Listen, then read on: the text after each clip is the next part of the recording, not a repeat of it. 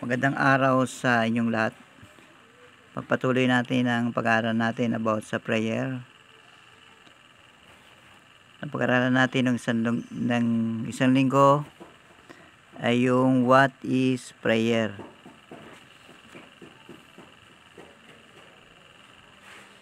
Pinag-aralan natin yung kung ano ba ang hindi ang prayer.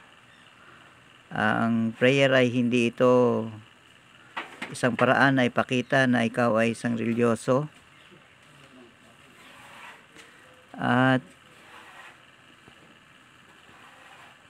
pinag-aralan din natin kung kanino mananalangin.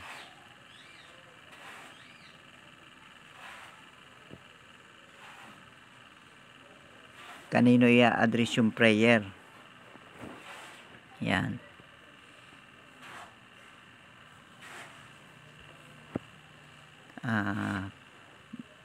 Yun ang napag-aralan natin sa linggo from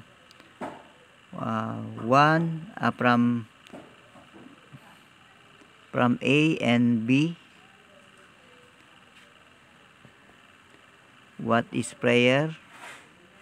Letter A. Tapos letter B, to whom do we pray? Yan.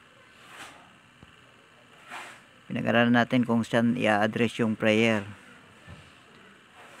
At yung prayer, pinag-aralan din natin sa linggo na yung tinuro ng Panginoong Hesus na prayer ay example lang yun. Example lang ng prayer na kung paano tayo lalapit sa Diyos. Kilalanin natin ang Diyos na siya yung may kakayanan, may likha ng lahat ng bagay at may kakayanan siya na ipagkaloob ang lahat ng bagay na pwede nating hingin sa Kanya. Dito sa letter C, pag-aaralan naman natin, in whose name do we pray? Yan. Kanino bang pangalan tayo mananalangin? Ang John chapter 14 verse 14, pag tiningnan natin, makikita natin kung kaninong pangalan tayo magpe-pray. Sabi diyan, John chapter 14 verse 14, if you shall ask anything in my name, I will do it. Ang nagsasalita dito ay walang iba kundi ang Panginoong Hesukristo. Kaya ang tinutukoy ng Panginoong Hesukristo na pangalan na gagamitin natin sa pananalangin ay ang pangalan niya. Kaya pag tayo nananalangin, ang sinasabi natin sa pangalan ng Panginoong Hesus. Tama yun. Kasi yun talaga ang itinuro ng Panginoong Hesus na manalangin tayo sa pangalan ng Panginoong Hesukristo. Meron pang isang talata dito sa John 16:24.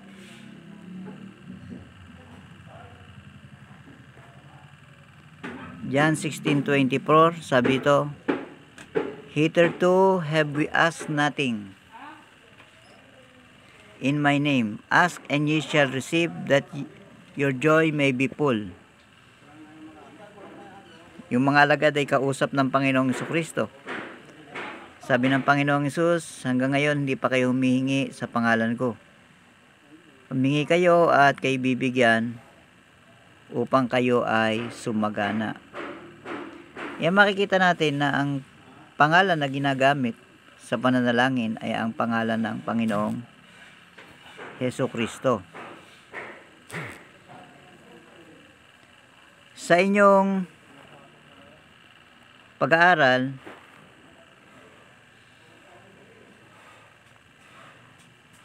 ito ang inyong pag-usapan. Nakahingi na ba kayo sa Diyos sa pangalan ng Panginoong Hesukristo na sinagot na? Yan.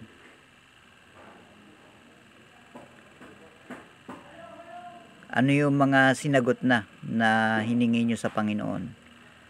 Yung bawat isa ay magsalita kung ano yung prayer nila na sinagot na, at pangalawa na pag-usapan nyo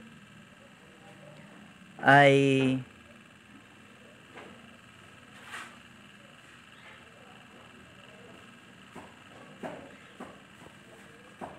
yung mga bagay na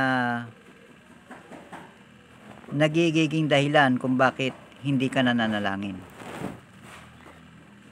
Yun. Ang dalawang talata na ito ng verse 24 ng John chapter 16 at John chapter 14 verse 14, pag-usapan nyo rin dyan sa talatang yan. Ano ba ang pinapakita niyan sa inyo patungkol sa Diyos?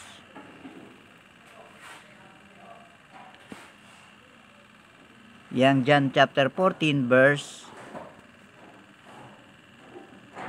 14 at John chapter 16 verse 24.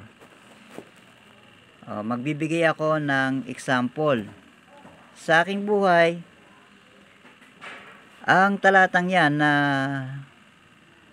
John chapter 14 verse 14 at John chapter 14 at John chapter 14 verse 14 at John chapter 16 verse 24, ang nakita ko dyan sa Panginoon ay kahit kaya niyang ibigay sa atin at nagpo-provide naman talaga ang Diyos sa atin ng mga pangailangan. Pero kailangan natin hingin sa Kanya yung ating pangailangan upang makita natin ang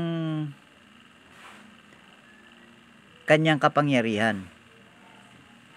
Isa rin sa nakita ko dyan, maaring ang isang bagay ay wala sa atin dahil binibigyan tayo ng Panginoon ng pagkakataon na hingin to sa Kanya para makita niya, para maipakita niya sa atin na kaya niyang ibigay yun.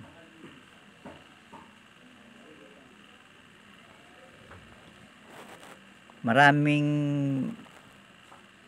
example tayo na pwede natin gawing example na yung ating tricycle, o yung dati noon ang service namin papunta sa school ay bisikleta, pero nag-isip kami na humingi sa Panginoon ng tricycle. Iisipin mo, mahirap yon kasi yung bisikleta nga ay inutang pa yon. Mahirap yung tricycle kasi mas mahal yun dun sa bisikleta. Pero hiningi sa Panginoon na pagkalooban ng tricycle. Nag-provide ang Panginoon at ipinakita ng Diyos na yung tricycle hindi inutang. Ibinigay niya yon at nagkaroon ng tricycle service at naging maayos naman. Yung bisikleta, humingi sa Panginoon, pero inutang yun sa school para magkaroon ng service na bisikleta na sidecar. Pero yung tricycle, hindi siya inutang. Bakit kailangan pang kuan? Hindi na lang nakita man ng Panginoon na mabagal na yung bisikleta. Kasi bigat na ng mga pasahero eh. Yung dapat tricycle na lang. Bakit kailangan pa na maisip natin na humingi ng tricycle para ipagkaloob ng Panginoon? Kaya ganon, dahil para makita natin ang kapangyarihan ng Diyos. Kaya pag tinignan nyo yung verse 14, if you shall ask anything in my name, I will do it. Ano man ang hingi natin. Yan yung assurance natin sa Panginoon. Tulad ngayon, nagpe-pray tayo ng church lot and building. I-consistent lang natin yung prayer. Ipagkakalob yun ng Panginoon. Itong mga lagad niya, ganun din ang nangyari. Sabi ng Panginoong Hesus, hanggang ngayon, wala pa kayong hinihingi sa pangalan ko. Pero ang sabi ng Panginoong Hesus, humingi kayo at ibibigay ito para kayo ay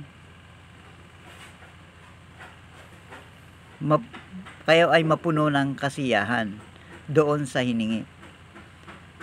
Ay bakit hindi na lang ibigay, para alam naman ng Diyos na pangangailangan yun, bakit hindi na lang ibigay? Binibigyan ng Panginoon ng pagkakataon ng tao na ma-realize niya kung ano yung pangangailangan niya. And then ibibigay ito ng Panginoon sa kanyang tamang panahon upang siya ay mapapurihan. Kasi ang Diyos ay, ang duty natin bilang isang tao sa Panginoon ay purihin siya at sambahin. Paano natin siya sasambahin? Paano natin siya pupurihin kung wala naman itong dahilan? Tulad ng ating kaligtasan, si Jesus ang nagligtas sa atin. Hiningi natin sa Panginoon na, Panginoon, patawarin niyo po ako sa kasalanan ko. At mula ngayon, ikaw na Panginoong Hesus ang aking tagapagligtas. Ginawa natin yan.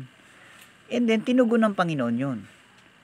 Bakit hindi na lang na, iligtas na lang kayo. Huwag na lang kayong tumanggap sa Panginoong Hesus. Total naman, nangangailangan naman kayo ng kaligtasan. Hindi. Pag tiningnan natin ang proseso ng salvation, kailangan ang tao mag-confess na si Jesus ang kanyang tagapagligtas. At ito ay ginagawa sa isang panalangin. Kaya makikita natin ay ganun talaga ang paraan ng Panginoon para maipakita niya ang kanyang kadakilaan at kanyang kapangyarihan, and then pupurihin natin siya at sasambahin natin siya doon sa ganong sitwasyon. Ngayon, kung may tanong pa kayo, ay tanong nyo lang at i-send nyo sa ating messenger. Itong ating pinag-aralan ay John chapter 14 verse 14 at John chapter 16 verse 24, na sabi riyan, and to whose name do we pray? Kaninong pangalan tayo mananalangin? At sa pangalan niya ng Panginoong Hesukristo, doon tayo mananalangin. At ang purpose niyan ng pananalangin natin ay para makita natin ang kadakilaan ng Diyos. And that your joy may be full, para magkaroon tayo ng kasiyahan bilang isang mananampalataya at tagasunod ng Panginoong Hesukristo. Yan ang sinasabi sa John 16 verse 24. Kahit doon sa mga lagad nga sinabi niya yan na hanggang ngayon wala pa kayong hiniling. Humingi kayo upang malubos ang inyong kagalakan. Kasi nga, yun ang pinakang purpose ng prayer. Ibigay ng Diyos ang ating pangangailangan at magkaroon tayo ng kagalakan doon sa mga sagutan ng mga prayer ay dinadalangin natin. Kaya ganon ang inyong pag-uusapan dyan, ha. Una, tanong nyo kung ano yung mga prayer na sinagot na ng Diyos, na natuwa ka ba doon, o nakita mo ba ang kapangyarihan ng Diyos? Pangalawa, kung hindi ka pa nagpe-pray, bakit hindi ka nagpe-pray na humihingi sa Panginoon? Pangatlo, tingnan mo kung ano ba ang makikita mo sa Diyos. Bakit ang mga talatang yan ay sinasabi na humingi ka sa Panginoon. Yan, pag-usap-usapan niyo yun. Bakit ba kailangan pang humingi sa Panginoon? Binigay ko sa inyo yung example dun sa testimony ko about dun sa tricycle. Una, bisikleta hanggang sa naging tricycle. Example lang yun. Then mag-share din kayo ng mga experience nyo. Okay, magandang araw sa inyo. At muli, next week itutuloy natin ang ating mga lesson.